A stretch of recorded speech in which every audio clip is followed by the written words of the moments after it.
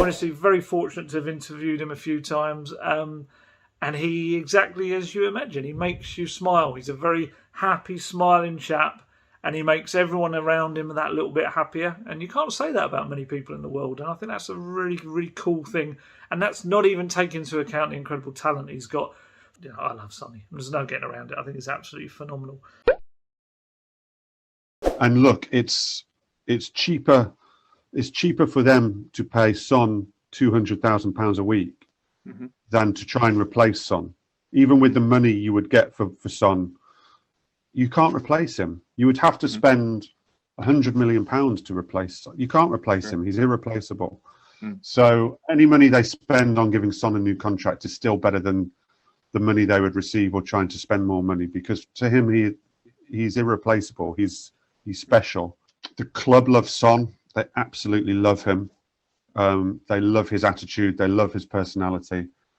I think he will probably earn around £200,000 a week. He will go up to nearly Harry Kane wages. You know, we've talked about transfers, but I think getting Sonny to commit, he's 29, a 4-year deal as well.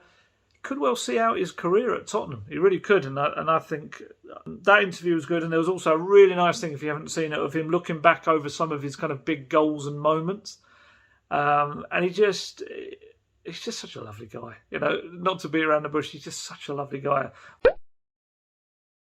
First off was seeing Sonny back. Sonny absolutely is just such a level above so many players.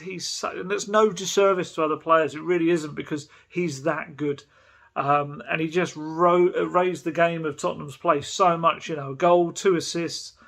You know, maybe this is one thing that's said about Harry Kane, that sometimes he isn't really turning up in the biggest of games, whereas I think Sonny on the bulk, the majority of them does. And I think it's a big old signing that for Tottenham. You know, moments when he can, so that he's there for all the big games and stuff. And I think probably Sonny is more, arguably, Spurs' most consistent big game player that they have.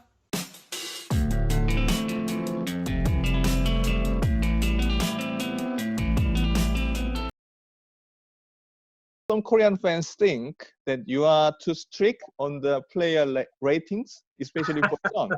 Yeah. My first question is: do you agree with that or not?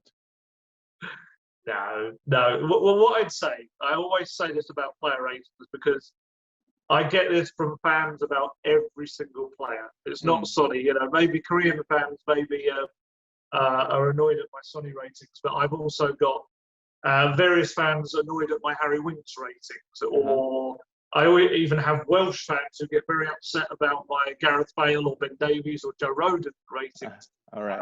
Or Ndombele. I love Ndombele. Is, you know, for me with Sonny are the two players that I love to watch. But you get people that are very excited about Ndombele, and if I don't give him an 8 every game, my Twitter is like. But what I always say about player ratings is they're subjective.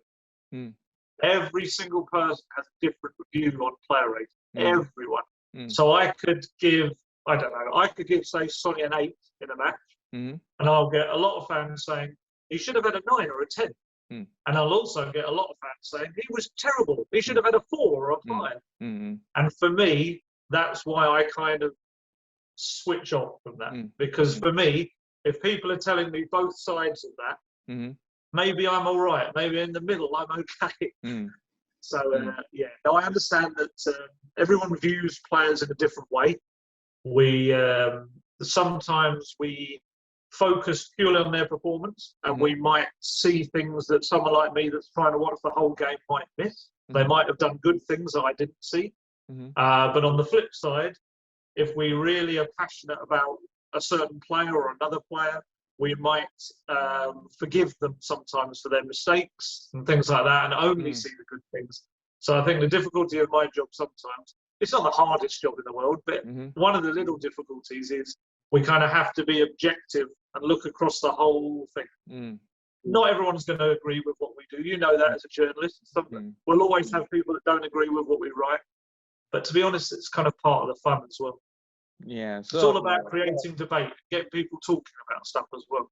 Yeah, so you are saying, I mean, I obviously I understand, but you are trying to be neutral, objective when you are trying to do that, and you definitely say you don't have any negative feelings about Son when you do the ratings, right? Oh, I love Sonny.